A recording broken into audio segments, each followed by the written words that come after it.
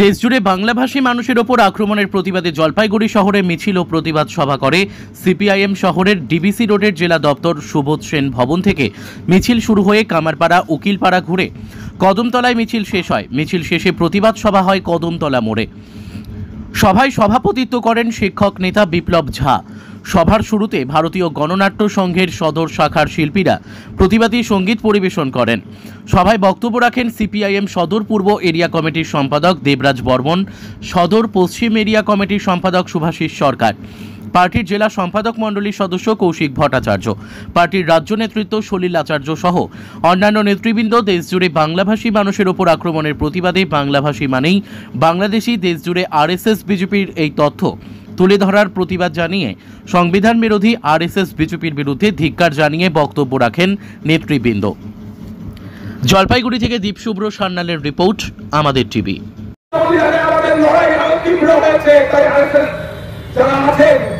যারা শুনতে পাচ্ছেন তাদেরকে মনে রাখি যে যতই বিরোধের রাজনীতি করুন, যতই আপনারা সরকারি বিভিন্ন প্রশাসনকে কাজে লাগিয়ে মানুষের মধ্যে বিরোধের রাজনীতিকে ঢুকিয়ে দিন, সিপিআইএম এর এই সাম্প্রদায়িকতার সাম্প্রদায়িক সম্প্রীতির পক্ষে সিপিআইএম এর আন্দোলনকে আপনারা ঠেকাতে পারবেন না।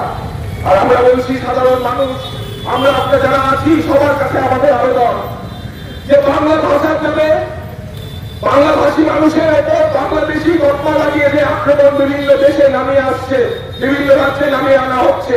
যারা দীর্ঘদিন ওই রাজ্যগুলোতে বসবাস করে, হয়তো 20 বছর আগে ওখানে গিয়ে স্থায়ীভাবে বসবাস করছে, কিন্তু নিজেদের মধ্যে বাংলায় কথা বলে, নিজেদের পরিবারের মধ্যে বাংলায় কথা বলে, সেই সব মানুষের উপরে যেইভাবে অত্যাচার নামিয়ে আনা হচ্ছে তার বিরুদ্ধে প্রতিবাদ করুন। প্রতিবাদ করুন মানুষের ওপর মানুষের অত্যাচারের বিরুদ্ধে। প্রতিবাদ করুন এই আরএসএস বিজেপি যে বিভাজনের রাজনীতি করছে, মানুষকে মানুষের বিরুদ্ধে লেগিয়ে দিচ্ছে, এর বিরুদ্ধে প্রতিবাদে সোচ্চার হতে হবে। এর বিরুদ্ধে প্রতিবাদে সোচ্চার হতে হবে এবং একসাথে ওই কেন্দ্র সরকারের উপর চাপ দিতে হবে, রাজ্য সরকারের উপর চাপ দিতে হবে। আপনি কেন নিরাপত্তা দিতে পারছেন না? আপনার রাজ্যের যে মানুষটি আপনাকে ভোট দিয়ে ওই রাজ্যের বস্তুতে বসিয়েছে, সেই মানুষটি যখন অন্য রাজ্যে গিয়ে কাজ করছে, সেই মানুষটিকে আপনি কেন নিরাপত্তা দিতে পারছেন না?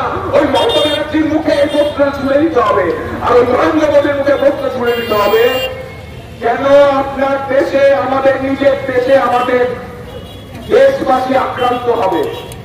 আমার দেশবাসী, ভারতবাসী হিসাবে আমার অধিকার আছে, নাগরিক অধিকার। আমি যে কোনো রাজ্যে যে কোনো জায়গায় আমি যেতে পারবো, সেই অধিকারের উপর, নাগরিক অধিকারের উপর আঘাত।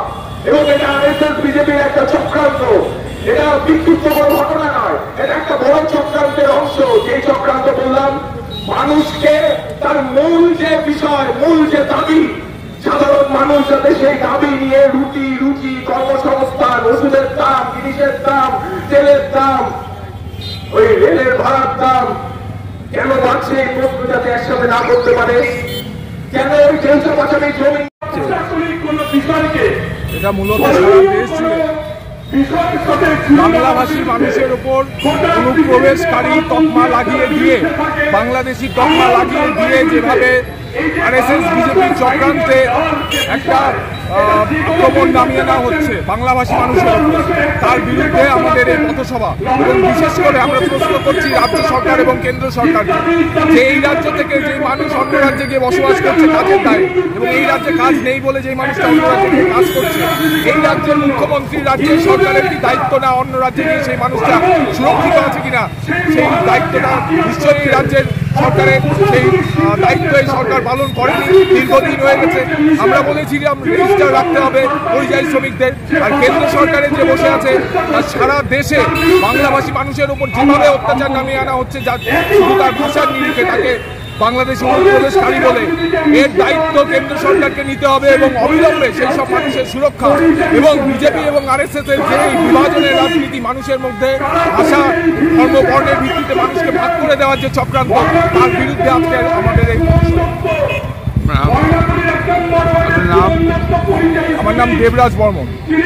মডেলিং এর মাধ্যমে নিজের ক্যারিয়ার গড়তে চান, ফ্যাশন জগতে নিজেকে প্রতিষ্ঠিত করার সুযোগ। মডেলিং শিখে নিজেকে প্রতিষ্ঠিত করুন। কোথায় শিখবেন ভাবছেন তো? না, এখন আর মডেলিং শিখতে কলকাতা কিংবা মুম্বাই যেতে হবে না। আপনার শহর ধূপগুড়িতে থাকছে ফ্যাশন জগতে দীর্ঘদিনের অভিজ্ঞতা সম্পূর্ণ ডিজাইনার, স্টাইলিশ কোরিওগ্রাফারের থেকে মডেলিং শেখার সুযোগ। চলে আসুন এই ফ্যাশন স্টুডিওতে। এখানে cat walk, basic of fashion and style, stage and ramp technique, personality development, rhythm coordination, performance in photoshoot শেখার সুযোগ। চাইলে তৈরি করে নিতে পারেন নিজের পোর্টফোলিও। যোগাযোগের ঠিকানা এই ফ্যাশন স্টুডিও, অর্পণ তরফদার, অরবিন্দ পল্লী, ধূপগুড়ি, জলপাইগুড়ি। আমাদের ফোন নম্বর 8967105264 অথবা 6295808781। তাহলে আর দেরি কিসের? ফ্যাশন জগতে নিজেকে মেলে ধরতে আজই যোগাযোগ করুন। সেই সাথে আমাদের এখানে প্রি ওয়েডিং সহ অন্যান্য যে কোনো শ্যুটের জন্য ডিজাইনার পোশাক ভাড়ায় পেয়ে যাবেন।